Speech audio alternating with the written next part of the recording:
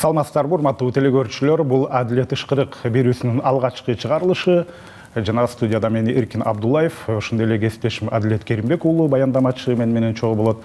Андан сырткары Кыргыз футбол биримдигинин инструктору 25 жылдай ушул калсы кылып жүргөн жана ошондой эле карьерасындагы эң маанилүү учурлардын бири деп Түштүк Корея менен Япониянын финалдагы беттеши Азия оюндарындагы мына ушундай тажрыйбалуу адиси биз менен чогуу. Ошол эле учурда калыстар бөлүмүнүн калыстар бөлүмүнүн атайын тобунун эксперттик тобунун мүчөсү болуп эсептелет. Биз ошондо биринчи, экинчи жана үчүнчү турдагы жогорку лигадагы талкуу жараткан эпизоддорду бүгүн сөз кылмакчыбыз. Кош келипсиз студияга. Рахмат. Саламатсыздарбы. Мына ушинтип жогорку лиганын алгачкы 3 оюну, 3 туру артта калды. Бир топ талкуу жараткан эпизоддор болду деп айтсак болот. Эми ага чейин биз кыскача ушул жаңы сезон тууралуу сөз кылып алсак, жаңы сезондо кандай өзгөрүүлөр болду? Регламентте кандай өзгөрүүлөр болду? Эрежелерде кандай өзгөрүүлөр бар? Көрөрмандар менен бөлүшүп кетсеңиз.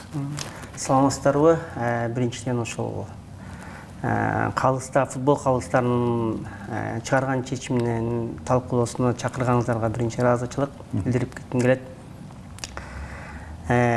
Ошол 2026 жылы быйыл командалардын аябай саны аябай көбөйдү, футболдун деңгээли Кыргызстанда аябай өсүп жатат. Анан ошондой эле биздин баягы футболдун калыстары ошол деңгээлге бирдей болгонго биз умтулуп жатат. Биздин калыстарды даярдап жатабыз, окутуп жатабыз. Анан бул 2026 жылы былтыр өзгөрүү болгон, жаңы өзгөрүү 26 мына быйылкы жылдын сезонунан баштап эрежеге футбол команданын дарбазасы 8 секунд кармаш керек деген чечим чыккан бул ФИФАдан. Аны мына быйыл биз киргиздик. Өзүбүз былтыр 2025-те чыккан болчу. Чемпионаттын жаңы башталганына байланыштуу биз быйыл баштадык. Футбол дарбазасы 8 секунд топту кармаса калыстардын биринчиден 3 секунд ичинен өзү санап, андан кийин кол менен баягы көрөрмандарга, футболчуларга, машыктыруучуларга жана ошол мындай көрүнүктүү болуш үчүн санап, андан кийин 8 секундтан ашып кетсе угловой удар берилет. Демек бурчтан чыгаруу болот, Бурчтан чыгаруу берилет. Ошондо мына 8 секунд деген кайсыл учурдан баштап эсептелет? Оюнчу кармагандан баштаппы дарбазачы? Оюн учурунда дарбазачы топту кармагандан баштап санай башталат. Топту кээ бир учурда топту кармайт дагы жатканда, эгер соперниктер келе калып мешать этсе, жок сана албайт. Качан гана атаңдашы кеткенден кийин топту кармоо уже боштондукка чыккандан кийин анан биз санай башталат биздин калыстар. Чындыгында бул чыгарылыш абдан кызыктуу болоруна ишенип турам. Себеби дегенде ар бир футболдук беттеш болгон соң эмне талкууланат? Бул калыстардын чечими талкууланат. Көп нерсе командалардын оюну эмес, футбол калыстарынын кандай таризде чечими болду, ошого көбүрөөк таасир болуп жаткандай. Ошондой эле Эркин мырзанын башкы суроосу орун алды. Бул жерде эреже биз мына 3-турдук оюндар дээрлик жыйынтыкталып калды. Жана беттештерден көрүп жатабыз, өз көзүбүз менен көрүп жатабыз. Ушул жалпы эле эреже кирген таасир, кайсыр бир команда бир гол же болбосо бир топ эсебинде жеңип жаткан учурда ошол команданын дарбазачысын байкап турсак, ал деген топту колуна алгандан тарта убакытты чоюуна өзүндө бар, убакытты чоюм дейт, өзүнүн командасына пайда алып келем дейт. Бирок калыстын жаң соосун көрүп жатабыз. Демек бул чечимдер футбол эрежесине кирген эрежеге ылайык бул таасир берип жатабы? Ошол 3 тур оюн болду. Эми оюн талаасында таасир сезип жатабы? Футболго интенсивдүү кирдиби? Ооба, бул негизи өзү ФИФАнын чечими ушул динамикага, темп оюнга таасири тийиш үчүн буну чыгарышканда. Себеби дегенде мурдагы эски эреже боюнча 6-7 секунд кармагандан кийин эркин тебүү берилчү да. Анан бул 90 мүнөттүн ичинде кээ бир биздин футбол калыстары бул эркин топту тебүү берүү кээде аябай багындай коркуу сезими менен берчү да. Өтө жоопкерчиликтүү. Жоопкерчилик менен берүү болчу да. Батынчу эмес, ошо оңой менен батын албайт. Дегенде мисалы 1-1 болуп турганда же 0-0 болуп турганда 80-90 мүнөттүн ичинде бул эркин топту тебүү бул аябай бул калыстар үчүн бул чоң проблеманы алып келчү да. Анан ФИФАнын баягы чечими менен мен туура деп ойлойм. Себеби дегенде азыр 8 секундта баягы айтып атпайбыз, баягы ичинде 3 секундтан кийин 5 секундту көргөзүп кол менен үнүн чыгарып, колдун жест менен көргөзүп, баарына көрүнүп турганы бул аябай жакшы болот да. Себеби дегенде азыр калыстардын баардыгы 8 секундтан кийин бул буштан тебүү колдоно баштайт. Бирок мына 3-4 болду. Дарбазачылар көрүп турат. Топтоткон бир да калыс азыр мындай эркин тебүү колдоно элек. Буштан чыгарып берүүнү көрө элекпиз азыр. Көрө элекпиз, ооба. Эмне үчүн анткени дарбазачылар көрүп атат, жанагы санап баштаганда ошол замат ордунан туруп топту кайра оюнга кошуп жатат да, ошон үчүн. Ооба, ошон үчүн. Ошону кантип көрсөтөт мындай? Мисалы 8 секундтун биринчиси 8-7-6 секунд ичинен саналат. Анан колду көтөрүп, буштун көтөрүп туруп, үнү менен чыгарып, мындай эмес, пальчик банжалар менен, прямо чыканагы менен көрсүн деп 5, 4, 3, 2, 1, 0 деген экен, анан топтон буштан тебүү берилет. Ошону көргөндө дарбазачылар ордунан туруп кеткенин байкадыңыз беле? Ооба, канча беттешке баяндамачылык кызматта болуп жатабыз, жана дарбазачыларды Айтор ушул сезон алдында калыстар тобудагы атайын барып түшүндүрүштер жүрбөдү беле командаларга. Ошондо жакшы түшүндүрүшкөнбү, Айтор дарбазачылар азырынча өз командасынан буштан чыгарып берүүнү алып келе элек, андыктан алар дагы ушул оюнга динамиканы берип жатышат. Ооба, бул өтө жакшы нерсе. Ушул оюнга темп, ыргакты берүү негизги мына КФБнын, Кыргыз футбол биримдигинин негизги максаттарынын бири да. Демек, азырынча мына ушул эрежеге токтолуп туралы, кийинки берүүлөрдө мүмкүн ошол жаңы дагы кошумча эрежелер тууралуу сөз кылабыз. Эми эпизоддордун өзүнө келе турган болсок, кээ бир клубтарда ушундай эки анчы пикирлер бар, эмне үчүн калысындай чечим чыгарып кой депчи. Түздөн түз ошол клубтарга таасир берип калган убакта. Андан сырткары көрөрмандар тараптан болот, эмне үчүн бул жерде мындай чечим чыгып калды. Мисалы үчүн биз ошол биринчисин ала турган болсок, биринчи турдагы Нефчи менен Өзгөндүн оюну, ошондо ал беттеш 1-2 менен жыйынтыкталып Өзгөндүн пайдасына, жана ошол кошумча 90 мүнөттөрдөн өтүп калган учурда бир эпизод орун алган болчу. Эгерде ошондо пенальти болсо, мүмкүн эсеп 2-2-ге айланып кетмек да. Ошол эпизодду кандай баалайсыз? Биз режиссердон суранат элек, ошол эпизодду бизге мониторго чыгарып берсе. Мына дал ушул учур, бул жерде дээрлик кошумча берилген мүнөттөр болчу. Нефти командасынын чабуулу, жана ушул эпизоддо пенальти коюлууга себептер бар беле, же калыстын чечими туура болуп бул эпизоддо берилген жок? Ооба, стандарт кабыл. Замир мырза, сизге пикириңиз кандай болду? Эксперттик топ ушул жагдайды канчалык анализдеди? Негизинен бул бир гана жеке менин оюм эмес. Бизде эксперттик топ бар, 5 кишиден турат. Бул калыстардын баардыгы баягы Кыргызстандын гана чемпионаты эмес, бул эл аралык чемпионатта кем дегенде 10 жылдан аз эмес баардыгы ошол эл аралык калыс болуп келген. Алардын баардыгы бүгүнкү күндө инструктор болуп келебиз. Бул эпизодду биз караганда, бул эпизод именно бул айып аянтчасында болгон нерсе. Ушул Өзгөн менен Нефчи командасынын топту карасаңыздар, топ деген бул топ ушул айып аянтчасында баардыгы топко күрөшүү. Көктөр гол киргизгиси келет. Тиги кызыл командалар болсо топту чыгарып өзүнүн дарбазасына алсыраак тепкенге умтулушат. Бирок топ асманда. Топко жогоркуда баардыгы күрөш болуп атат. Күрөшкөндө биринчи топко кызыл секирип жатат. Биринчи кызыл секирип жатат. Экөө тең бирдей секирген жок. Мына карап көрсөңүздөр, кызыл биринчи топко секирди, бирок секиргенде анын колу мындай табигый жактан бул туура да, дагы орусча айтмакчы, естественный положение деп коет. Ал топту сүздү.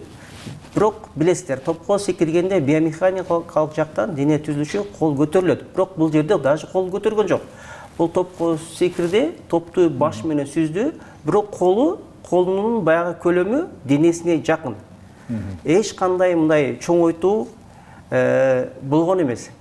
Көк оюнчу бул учурда топко секирген жок. Да, топту карап турат, бирок ошол кол жакын болду. Бул ошол топ башы, бети жагы бир аз ошонун анын колуна чыканак жагына тийип кеткен. То есть бул жерде эч кандай калыстын чечими туура деп чечтик биз. Эч кандай бул жерде жаза болбош керек. Туура чечим болгон. Бул жерде оюнду улантабыз. Ооба, беттештин жүрүшүндө дагы башкы калыс ошондой чечимди кылды. Жаңылбасам бул жерде VAR мониторунда өзү карап барып, бир канча пауза болуп туруп, анан чечим чыгарылган. Андан кийинки экинчи турдук беттешке узай берели. Анда Алай Кыргыз Алтын беттеши болчу. Дээрлик эки кооптуу абал бар бул жерде. Экинчи турда Ош шаарында Ахматбек Сүйүнбаев атындагы стадиондо Алай Кыргыз Алтынды кабылдады дагы. Эсеп сандары 1-1 болгон. Бирок 0-1 эсебинде Кыргыз Алтын командасы жеңип жаткан учурда мына ушундай эпизод болду. Бул дагы айпайчанын ичинде жана баш менен соккузаткан учурда бул жерде Кыргыз Алтын оюнчусуна колуна топ тийип калган деген ишарат жүргүзүлгөн. Мына бурчтан чыгарып берүү экен. Жана ооба, бирок мына кызыктуу эпизоддордун бири калыс бул эки эпизоддо тең пенальти берген жок. Кандай бул жерде чечим чыгыш керек, туура болдубу же ушул эпизод тууралуу талкууласак? Бул клиптерди биз аябай карап чыктык. Карап чыгып бардык 5 эксперт топтун бардыгыбыз бир чечимге туура келдик. Себеби дегенде бул чечимдерди биринчи чыгарарда бизде ФИФАдан түшкөн ар бир ошо жазанын критериялары бар. Ошол критерияларды карап туруп чечим чыгарабыз. Себеби дегенде мында карап көрсөңүздөр, бул эки моментте да, мына биринчисинде дагы, экинчисинде дагы топту тепкенде игрок биринчи ошол защитниге коргоочу игрок топту блокировка кылып жатат. Блокировка топко койгондо колдун ушул туура позициясы денеге жакын болуп турат. Эч кандай чоңойтуу, денесинен чоңойтуу табигый эмес чоңойтуу болгон эмес. Топко денеге жакын. Топко бизде баягы күйөрмандар, футболчулар ойлошот ушу топко колго топ тийүү бул кол деп эле кыйкыра беришет да. Бул бардык колго тийүү бул жаза эмес. Бул жаза эмес. Мына өзүңүздөр карап көрсөңүздөр, что биринчи моментинде дагы, экинчи моментинде дагы оюнчу колун наоборот алып качканга умтулуп жатат. Денесине жакындап, мына карап көрсөңүздөр, мына. Топта өтө жакын экен бул жерде. Топта биринчиден дистанциясы жакында. Мына карап көрсөңүздөр, мына колду каяка, мына топто артына алып качканга умтулуп жатат. Денесине жакын, эч кандай көлөмдү чоңойтуу аянтынан өзүнүн денесинен аянтынан чоңойтуу дагы деле болгон жок бул жерде. Карап көрсөңүздөр. Ооба. Эч кандай бул жерде баягы атайын го деле болгон жок. Мына карап көрсөңүздөр, баары жакын. Ошон үчүн бул биринчи клипте, экинчисинде дагы калыстын чечими туура деп чечтик. Ооба, чындыгында кызыктуу, бул эпизоддор талкууга ылайыктуу эле болду. Экинчи турдагы Алай ушул беттешти тең чыгуу менен жыйынтыктады. Андан кийинки эле дагы бир эпизодко көңүл буралы. Бул 3-турда болуп өткөн Азия Гол Талант беттеши. Беттештин жүрүшүндө 0-0 эсеби катталып жаткан. Биринчи таймда жана Таланттын чабуулчусу Давид Паланка гол жараткан. Айпайынча көтөрүп берүүдөн жана бул жерде гол эсепке алынган жок. Эң кызыгы голду майрамдап узап бара жатышкан жана бул жерде VAR бөлмөсүнө же болбосо VAR калыстарына атайын текшерүү жүрдү дагы гол эсепке алынган жок. Чындыгында канчалык таризде бул жерде дээрлик сантиметрлер болуп калганбы, калыстын чечими туура болдубу бул эпизоддо? Бул эпизоддо бул калыстын жардамчысынын позициясы аябай мен ойлойм туура болгон. Бул жерде бир гана эмне болушу мүмкүн? Бул жерде бул өзү эпизоддо Талант командасынын чабуулчусу офсайдта турган. Себеби дарбаза линиясына жакыныраак болгон чем коргоочуларга караганда. Мына азыр көрүп турсаңыздар, бир эмес эки игрок дарбазанын линиясына жакыныраак болуп турат, сызыгына жакыныраак болуп турат. Анан негедир бул калыс жардамчысы өзүнүн позициясына туура эле турган, бирок балким концентрациясын бир аз жоготуп койдубу же топтун баягы биринчи тепкен ударын удары байкабай калдыбы. байкабай калдыбы. Анан бул жерде калыс жардамчысы чечими гол деп байкасаңыздар чуркап кетип барат гол деп. Муну дыккаттуу VAR системасы текшергенден кийин действительно бул ошол чабуулчу офсайдда турган. Анан бул офсайдда VAR калыстары чечим чыгарып, бул жерде офсайд болгон. Чечим туура эмес деп анан чыгарган. Ой, бул жерде VAR калыстары офсайд деп чечим чыгарды да, а жардамчы буну гол деп саналган. Ооба, чындыгында жардамчы калыстын желекчесин көтөргөнүн байкабай калдык да. Ооба, ошон үчүн бул жерде талкуу жаралат. Көбүнесе талант командасын билесиздер. Ошондо сиздердин бөлүмдүн чечими кандай чыкты ошондо? Бөлүмдүн биздин эксперттин топтун чечими бул жерде жардамчынын катасы деп чечим чыгардык. VAR туура деп чечим чыгарды. Анда билсе кийинки беттешке бул жерде ошол эле 3-турдук оюнда көбүрөөк талкууга жараткан эпизоддор көп болду. Бул жерде Мурас Юнайтед алгачкы беттешин өткөргөн Токтогулга каршы. Ошо Мурас Юнайтед менен Токтогул оюнунда ошондо Эрбол демек өзүнүн аракетин көргөн болчу. Жана мына ошол акыркы фолдун эң акыркы бир эпизоду катары каралып калды да. Ошуну азыр видеосун көрө турган болсок, Мурас Юнайтед менен Токтогулдун ошондо 61-чи мүнөттө ошол 1 саат өткөндөн кийин орун алган учур болчу. Азыр байкап көрсөңүздөр, чабуул бул жерде орун алып жатат. Эң акыркы көзөрмөндө мына азыр ушул жерде артынан тартып салды. Бул жактагы эми чечимди сиздердин эксперттик топ кандай чыгарды? Мына бул жерде кызыл кагаз көрсөтүлдү. Жогорку ылдамдык менен толук ылдам бара жатканда артынан позициясын алдырып койгон оюнчу тартып кетип атпайбы? Бул момент боюнча буну биз тактикалык фол деп коебуз. Тактикалык фолду билесиздер да. Бул коргоочунун максаты ушул чабуулчуга жол бербе, гол киргизбе деген максатта. Анан бул коргоочулар ар кандай нерсе жасайт, чтобы топту гол киргизбеш үчүн. Анан мунун тактикалык фолдун өзүнүн 4 критериясы бар. Анын аты англисчеси доксо деп коет. Доксо деген нерсе бул анын өзүнүн 4 критериясы бар. Биринчи критериясы бул коргоочулардын саны. Экинчи критериясы топту контролдоо. Үчүнчүсү бул аралыгы, дистанциясы. Үчүнчүсү кайсы багытта кетип баратат. Ушул 4 критериясы бардыгы туура. Себеби дегенде бул айып жазасында болгон нерсе, мына карап көрсөңүздөр, чабуулчу уже топту жакшы контролдоду. Коргоочулардын саны деле жок.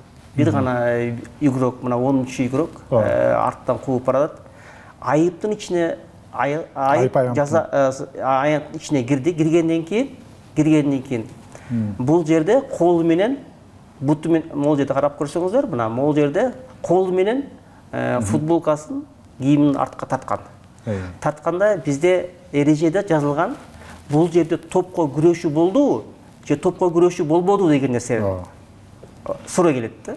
Бул жерде топко күрөшүү жок. Эгер топко күрөшүү болуп жаза болсо, анда биз пенальти, сары карт бермек футболдун калысы. А бул жерде топко күрөшүү жок. Ошон үчүн эрежеде жазылган, так жазылган, эгер топко күрөшүү жок болсо, бул 11 метрлик сокку и кызыл карточка. Бирок айып аянтчасынан тышкары болсо, топко күрөшөбү же топко күрөшпөйбү, бул түз эле кызыл карточка берилет. Бул жерде эки жазаны бербөө маселесин айтып жатасыз да.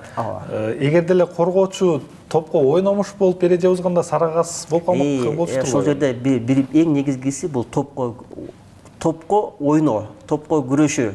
Топко кандай ойноду? Эгер топко ойноп туруп, топту тебем деп туруп, буту менен тийип кетсе, анда бул маселе бөлөкчө. себеби деген анда 11 метр бермекпиз и сары карт бермекпиз. Бул жерде топко күрөшүү жок. Ал чуркап бараткандын артынан эле футболкасын тартып жыгыткан атаңдашын. Бул эпизоддо ооба чындыгында Демек калыстыкы туура болуп чыкты, э? Калыстыкы туура. пенальтиден гол жаратып Мураш Юнайтеддин жеңиши менен аяктады жана дагы бир ошол эле 3-турдагы оюнга көз салалы. Бул жерде өзгөн алга беттеши дагы бир кызыктуу оюндардын учуру болду жана кай бир моменттерди кесип алганбыз атайын. Бул жерде талкууласак болот. Бул жерде топ үчүн күрөштөгү эмне үчүн бул бир караганда өтө орой эреже бузуулар буту менен бетине чейин жана чыканагы менен ойногон көрүнөсүздөр. Бул жерде жаңылбасам Амантур Шамурзаев өңдөнөт. Калыстын чечими кандай болот мындай учурда? Кээ бир жерде айтылып коет эмеспи? Эгерде буту менен ойногон жерге баш менен ойногон оюнчу көбүн эсе эреже бузган болуп калат деп. Мындай учурда кандай туура чечимди чыгаш керек? Ушул бул эпизод боюнча мына бул биринчиси боюнча жанагы бутун көтөрүп туруп баштын беттин тегерегине топко буту тийип кетип жатпайбы? Биринчиден ак оюнчу алдыда турат. Кызыл оюнчу алдыда турат. Бул чабуулчу. Ак игрок бул коргоочу, туурабы? Бул жерде кызыл оюнчу топко ойнойм деп баягы жерге тийгенде топтун балансы жоголуп, игроктун балансы типки бутту көтөрөм деп топко ойнойм деген максат менен. Бул жерде атайын тебүү, атаңдашка тебүү деген жер эме жок. Бул жерде мына карап көрсөңүздөр топко ойнойм деп бутун көтөрдү, бирок ошол эле кезде коргоочу да ойнойм деп жатат, бирок башым ойноп жатат да, бутту көтөрдү. Бутту көтөргөндө буттун баягы бутсасынын шыпы же жанагы өзүнүн бутсасы тийген жок. Бул жерде жанагы буттун жанагы жумшак жери бар эмеспи? Кедирдин үстү. Ошол жери менен бир аз тийип кетти. Тийгенде биз деген жок, бул тийгенде кээ бир суроо болуп калышы мүмкүн. Эмне үчүн кызыл карточка жок? Сөз дегенде бир атайын критерийлер бар. Ал тийгенде мисалы күчтүн кандай ылдамдыкта тийди, орточобу же каттуу тийдиби же жеңил тийдиби? Бул жерде биз үчүн баягы орточо эмеде тийген. Орточо эмеде бирде аябай да чоң интенсивность жок. Шыпы бутсанын эмеси тийген дагы эмес, да бир аз тийип кетти. Ошон үчүн биздин чечим бул жерде жаза, бирок сары карточка берилет деп чечим чыгардык. Ушул эле экинчиси чыканак менен ойногон оюнчу Ушул эпизод, э? ооба. Бул эпизоддо карап көрүп турсаңыздар, бул жерде топ асмандан топ учуп келатат. Топ учуп келатат, эки игрок оюнчу топко күрөшүү. Мына бул биринчисин, экинчисинде топко мына бул жерде экөө күрөшүп жатат. Күрөшкөндө топ күрөшүүдө кызыл оюнчу колун жана айтып атпаймынбы, биринчи жана буга чейин эки клипти карабадыкпы, табигый жактан колу денесине жакын деп. Бул моментте карасаңыздар, колдун табигый эмес, колу бир аз дене көлөмүнөн чоңоюп баратат.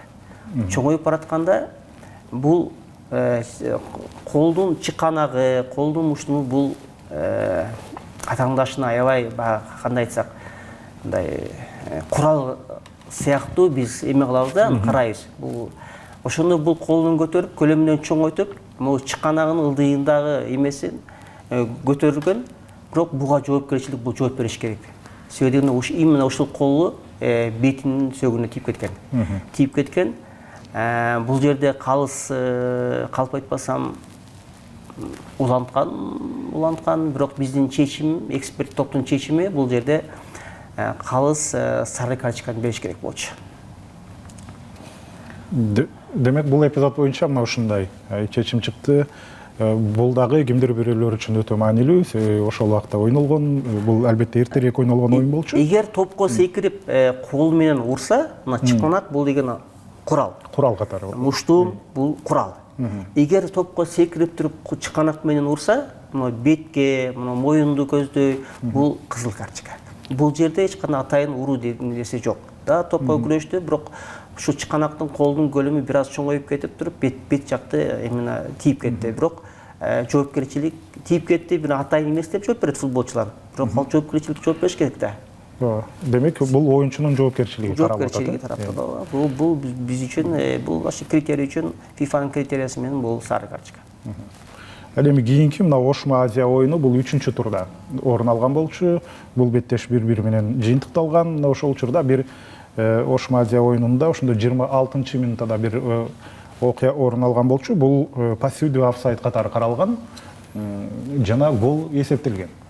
Азыр мына ушул жерде рикошет орун алган болчу, коргоочунун бутуна тийип туруп, андан кийин рикошет болуп жатат. Мына мисалы үчүн карап көрсөңүздөр, кандай сонун жазгырып өттү бул жерде. Мына айпаяктын ичине жүктөдү башы менен, андан кийин мына кызыл кийимчен бул коргоочу, ошол коргоочунун оюнчунун бутуна тийгенден кийин дарбаза торунан орун алды. Капталкалысын мисалы үчүн эч кандай реакциясы байкалбайт, ал желегин көтөргөн жок. Жана ошондой эле бул эпизод гол катары кабыл алынды. Ошондо варды да караса керек эле. Бул жерден ооба бир караганда эч кандай офсайд жоктой көрүнгөн, жана топ эгер деле чабуулчуга тийип калганда анда дагы эле офсайд болуп калмак экен. Бирок коргоочуга дагы тийип калды. Бирок азыркы заманбап футболдо ушул пассивдүү офсайдты канчалык деңгээлде анализдеп жатышат, жана бул эпизоддо канчалык деңгээлде сиздердин чечим чыгарылды эксперттик топ? Эксперт топтун чечими бул жерде мына бул клип боюнча бул чабуулчу өзү офсайд линиясында турат, дарбаза линиясына жакыныраак коргоочуларга караганда. Эмне үчүн бул ушундай момент болгону себеби дегенде бул чабуулчу коргоочунун коргоочуга караганда сантиметр дейликпи, 1 метр дейликпи бир аз офсайдка мында карап көрсөңүздөр жакыныраак болуп турат. Турабы? Андан кийин топ өзүнүн партнеру топ баш менен урганда бул жашыл чабуулчу кызылчы коргоочунун жанында турат. Бул туру өзү турганы бул бир кандай деп айтып кетсем сиздерге бир тоскоолдук жаратат да. Эгер бул чабуулчу жанында турбаганда, балким бул кызыл коргоочу топту баш мененби, буту мененби мындай бош эле ойномок. Бул турганы аны тоскоол жаратты. Тоскоол жаратты. Себеби дегенде бул жерде бул моментте үчөө бир зонага келип калган. Бир зона деген бул топтагы, чабуулчу дагы и коргоочу дагы. Бул жерде бул уже суроо туулат да. Себеби дегенде ушул турганы биринчиден мына сол жагында турган коргоочуга тоскоол жаратты. Дарбазачага да тоскоолдук жараткан экен. Да, бул жерде дарбазадагы биринчи дарбазадагы баягы топту көрбөй атат, топту и бул кыймылы турганы, колдун кыймылдаганы, балким буттун кыймылдаганы бир аз и ошол биринчиден эмеге таасир этти, коргоочуга, экинчиден дарбазачага таасир этти. Биздин бул эксперттердин чечими биз үчүн бул офсайд. Ошондо мисалы үчүн башкы калыстын вар системасында отурган варда калыстар баарынын чечими туура эмес дегенге келсек болобу? Ошол офсайдта үч нерсе бар. Бирөөсү баягы дарбазага жакыныраак турат, чем коргоочуга караганда топту ойногон. Бул орусчасы жана фактический решение деп коет, ал туура. Анан экинчиси, үчүнчүсү баягы топ ошол коргоочуга же болбосо дарбазачага туруп тоскоолдук бергени бул талкуулоо да, бул трактовка деп коет орусча, ошону талкуулап чечим чыгарыш керек да. Эгер калыстардын чечими туура эмес кыйналып калса, вар аны чакырып, сөйдөгөнде бул гол менен байланыш болтпайбы? Вар чакырыш керек болчу, просто варда карап көрүп, судьянын чечимине макул болушту да. Эксперт топтун чечими бул жерде биздин чечимибиз ошол карап чечим чыгардык. Бул жерде офсайд болгон. Бул жерде башкы калыс өзү жоопкерчиликке алып чечим чыгарса болобу? Мына ушундай бул эмес, башка эле ушундай сыяктуу ситуация болуп калса, себебинде футболду эмне үчүн ойношот? Футболду гол жараттуу үчүн ойношот, гол жараттуу эмне? футбол ким үчүн? Көрмандар үчүн. Көрмандарга эмне керек? Футбол керек да. Гол керек, оюндун кызыгы керек. Ушул пассивдүү офсайдты балким башка жоопкерчиликти ушундай эпизоддордо алып койсо болобу? Менин чечимим ушул болчу. Туура айтып атасыз. Бардыгы эле бул өзү пассивдүү, активдүү. Пассивдүү турган, эгер бул жерде чабуулчу эч кандай короочуга же дарбазачыга тоскоолу тийбесе, тура берсин, анын эч кандай эмеси жок.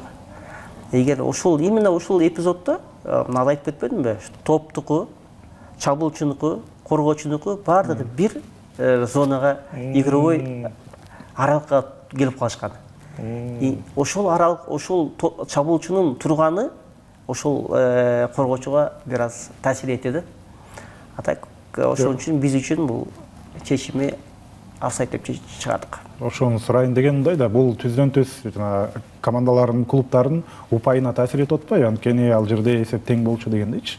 Бул жагы маанилүү, ооба, упайга таасир этти. А бирок ошол калыстар үчүн бул мындай одоно катабы же мындай татаал эпизод болчу деп түшүнсөк болот? Негизи кээ бир бардык эле моменттер кээ бир талкуулоо жаратат, аябай оор, аябай. Бул оор эпизод деп кабыл алсак болот? Бул оор эпизод деп кабыл алсак болот. Ошол офсайд боюнча бизде жакын арада 2 жумадай болуп калды. Андан мурда ФИФАнын инструкторлору келди, АФКнын инструкторлору келди. Муну көп талкуулап, алардын да арасында болгон ушундай тартыш туура эместер көп болуп турат. Бул офсайдда именно талкуу жөнүндө аябай талкуу көп да. Анан бизде баягы калыстарга үйрөтөбүз, ушундай жерде ушундай туура чечим чыгарыла депчи. Бирок биздин эксперттик топтун чечими менен ушундай чечим чыгардык. Эми Токтогул Барс беттешине келе турган болсок, ошондо Барс конокко барып Токтогул шаарында 1-2 эсебинде уткан болчу. Дал ошол оюндун башында эле бир 3-чү мүнөтүндө Кайрат Жыргалбек уулуна каршы бир ушундай оор эпизод орун алган. Атандаш келип анын бутуна тийип кеткен болчу да. Ошол эпизодду карай турган болсок, мынакей бул жерде Кайрат жогорку ылдамдык менен келе жаткан учурда атандаштан келип, мына карасаңыздар, бул жерде Кайрат мен жаракат алып беттешти уланта албай калабы деген дагы ой бар эле, бирок анын деле жаны бошук окшойт. Негизинен кайра ойноп кетти да. Канчалык баалайсыз ушул эпизодду? Бул негизи аябай оор эпизод болгон. Биз муну карап жатканда бул именно ушул Токтогулда билесиздер вар болгон эмес. Вар жок. Анан жанагы ушул сиздер берген прямой эфирден биз карап муну акырындатып, каттуу кылып, динамикага коюп, карап өзүбүздүн чечимибизди чыгардык. Себеби дегенде мындай динамикадагы бир аз мындай токтотпой карап көрсөк, биз үчүн бул баягы кызыл карточкадай болду. Анан муну шашпай отуруп, каядан чуркап келди, кандай келди, күчтүн интенсивный кандай, орточобу же бийикпи же акырынбы, буттун түздүгү кандай келди, кайсы жерге тийди, анын баардыгын баягы деталине карап чыктык да. Карап чыкканда, да, бул жерде топко күрөшүү бар. Экөө тең топко күрөшүү бар. Бирок бул ак оюнчу топко секиргенде бутун түз баратып, биринчиден баягы топко бир аз бутун учу топко тийип, андан ары оюнчунун, кара оюнчунун баягы бутсасы деп коет, жанагы бутсасына тийип туруп, андан кийин топ баягы жер менен дагы не деп коет, сүрүп барып туруп, көтөрүлүп туруп, анан могу икроножный булчугуна тийгенде, анан бул жерде калыстын турган позициясы дагы бир аз начарлап турат, бирок жакыныраак болгону балким көрүп калып эле, жардамчысы деле көрдү, жанында турат.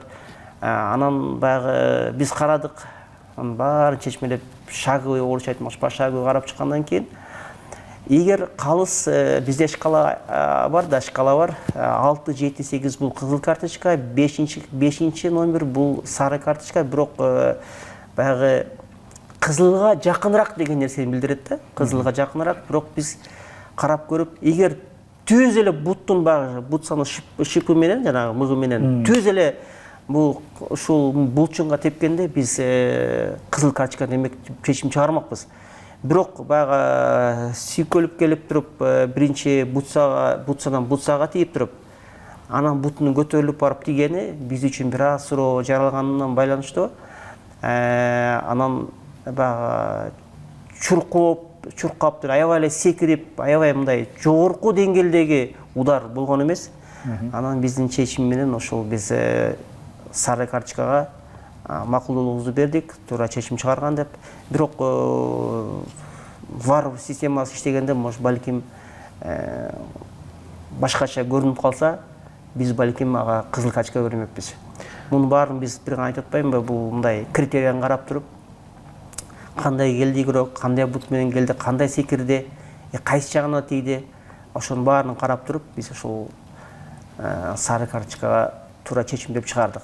Бул жерде дайыр жагдай болуп калган жокпу? Бул жерде Токтогул шаарына алгачкы ирет жогорку лига келген болчу, алгачкы беттеш болчу. Анан карасаңыздар, бул эпизод 3-мүнөттө эле болуп жатат. Анан калыстагы оюндун нугун бузбай эле коеюн, командаларды бир команданы 10 оюнчу менен калтырып деген таризде ой кеттиби балким калыста деле? Балким туура айтасыз, сөйдөгөндө эреже менен калыстык болуу дагы бул аябай эреже менен калыс болуп эле эрежени угуп калып, эрежени айткандай кылып аткарсак дагы биз оюнду калыстар бузуп коюшу мүмкүн. Андан да тышкары бул жанагындай дух игры деп коет орусчасы. Бул атмосфера матчы, күйөрмандар, анан оюндун башы, 3-чү эле минутта калыстагы балким бир аз оюнду бузуп албайын деген мааниде болушу мүмкүн. Биз ал жагын да карайбыз. Ал жагын да карайбыз. Эдинде туура чечим депчи. Сөй дегенде мына топ берди деген 100% эме жок. Кызыл карточка депчи. Бир аз ылдыйга кеткен. Анан чечими Кызылга жакын сары. Кызылга жакын сары да 5. Эгер кызыл карточка берсе деле биз колдомокпуз. Калысты туура чечим деп. Демек айтылат го, кызыл менен сары кагаздын ортосунда дайыр кагаз бар, бул кызгылт сары кагаз дегендей. Ошондой эле жана сиз айткандай ошол атмосфера матч, оюндун башы деп атпайсызбы? Балким ошондой болду да, калыс үчүн. Бирок талкуу жаралган эпизод болду. Бизде топтогон дагы бир эпизоддордун бири бул Азия Дордой беттеши. Анда экинчи таймда эсеп сандары 1-1 болчу. Бир өтө талкуу жараткан эпизоддордун бири болду. Бул жерде оң тараптан кирип баруу болду дагы. Азия командасынын вингери Айпанчага кирип барган, бир караганда топко биринчи болду. Анан коргоочу менен кагылышты. Калыстар тобу бул жерде пенальтини көргөн жок. VAR калыстар дагы бар эле. Жана чечим Дордой командасы топко ээ болду. Бул жерде айыпты Азия оюнчусу бузгандай калтырылган. Жана эксперттик топ бул жагдайга, бул эпизодко кандай баа берди? Негизи эле пенальти коюлууга себептер бар беле? Биз үчүн бул эпизоддо бул оюнду мен өзүм деле отуруп түз эфирден көрүп жаттым. Бул жерде калыстын позициясы аябай мындай жакшы эле болгон, жакын көрүп турат. Өтө деле алыс эмес. Тиги жардамчысына бир аз проблема бар, себеби дегенде ал деген аны бели менен жаап калды. Көрө албайт. Буну бир гана негизги калыс эле көрүш керек болчу. Бирок биз бул түз эфирден көргөндө биз үчүн деле бул жерде түшүнбөстүк жаралды. Себеби дегенде экөө тең багы топко бирдей ойногондой эле болду. Мына карап көрсөңүздөр, бир экөө тең мына топ асманда асмандан ылдый түшүп келди. Экөө тең бирдей ойногондой болуп турат. Мына карап көрсөңүздөр, экөө тең. Анан калыстын чечими бул жерде жаза коргоочуларга берилди. Берилгенден кийин анан бизге бул маалымат түшкөндөн кийин буну биз карадык. Анан VAR деген бар да болгон, бирок VARдын дагы чечими калысты чечими туура деп чечим чыгарган. Анан биз муну топ эксперт топтор чогулуп жанагы VARдын эмесин алабыз да. VARда багы зум жактан, анан офсайдный камерасы, тиги воротонун артасындагы камера менен, 4 камера менен карап атып, отуруп карасак, биринчи топко чабуулчу топко ойногон. Биринчи чабуулчу топко ойногон. Бул жерде эч кандай коргоочу биринчи топко ойногон эмес, биринчи топко чабуулчу ойногон. Чабуулчу ойногондон кийин демек пенальти берилиш керек. Чечим пенальти 11 метрлик сокку бериш керек болчу. Анан бул жерде ошол маселе балким бул калыска оор, ачык айтканда действительно оор. Анан вар эмне үчүн, кайсы камерадан карап, эмне үчүн андай чечимге келди, биз дагы бага түшүнбөсүк жаралды да. Анан биз жанагы эксперт топтор буну карап отуруп, баарын деталине карап отуруп, ким биринчи ойноду, ким топту кандай ойноду, тиги коргоочу кайдан кантип келди, эмне болуш керек болчу, баарын тактап туруп, анан биздин чечимибиз бул жерде 11 метрлик сокку бериш керек болчу. Ошондо варды барып карады беле же вар сунуштаган жокпу башка калыска? Вар аны карады, ошол суроо келип жатат да, кандай кайсы камера менен кандай кылып карап көрүштү, алар ошол калыстын чечимине макулдап коюшту, чакырышпады. Эгер вар макул эмес болгондо калыс чакырмак. Келип көрүңүз, биз үчүн бул пенальти депчи. Вар чакырбаса, калыстын чечимине кошулган. Бирок экспертный топ муну карап көрүп, биздин чечимибиз пенальти бериш керек болуп чечим чыгардык. Эми сиздер мына ушул эпизоддордун баарын карап, өздөрүңүздөрдүн бааңыздарды бересиздер. Атайын топ, андан кийин аны ошол калыска кандай жоопкерчилик болот, аны кандай жазалайт же кандай баалайт, ал башка демек, башка бирөөлөр чыгарат аны. Ал тиги жоопкерчилик комитети бар. Алар өздөрү чечим чыгарат. Биз өзүбүз комиссия, биздин эксперт, калыс эксперттерибиз да биз чечим чыгарып кое беребиз. Кандай жаза берет, кандай эме кылат, аны ошол жоопкерчилик комитети чечет. Урматтуу Замирбек мырза, сизге терең ыраазычылык билдиребиз. Мына ошентип 8 эпизодду жалпысынан талкууладык. Бул биринчи, экинчи, үчүнчү турдагы оюндар болду. Буюрса алдыда дагы бир нече турлар өткөндөн кийин ошентип бардык талкуу жараткан эпизоддорду чогултуп, кайрадан ушундай адис менен албетте да ушул студияда кийинки экинчи чыгарылышыбызды сиздерге сунуштайбыз. Азыр болсо Адилет мырза, Замирбек мырза, сиздерге терең ыраазычылык билдирели. Кийинки эфирден жолукканча саламатта туруңуздар.